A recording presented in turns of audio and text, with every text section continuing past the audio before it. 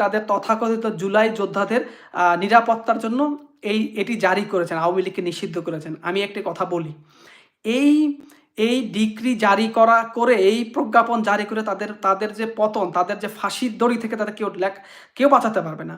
বঙ্গবন্ধুর খুনিদেরকে, খুনি খন্দকার মোশতাক এবং জিয়া, সামরিক স্বৈরশাসক জিয়া ইনডেমনিটি পাশ করেও বাঁচাতে পারেনি।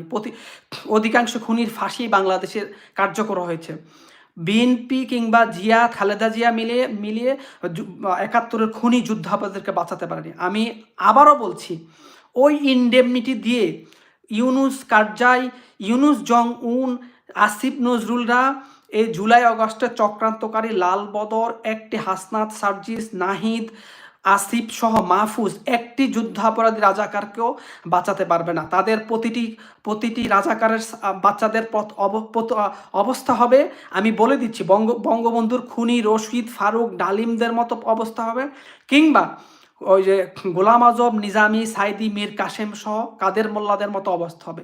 তো তাদের সেই দিন বেশি দূরে নয়, যেদিন জাতির পিতার কন্যার নেতৃত্বে আমরা দ্বিতীয় মুক্তিযুদ্ধ করে বাংলাদেশকে স্বাধীন করব, এবং সেদিন তাদের প্রতিটি রাজাকার সানার বিচার আমরা বাংলার মাটিতে করে ছাড়ব।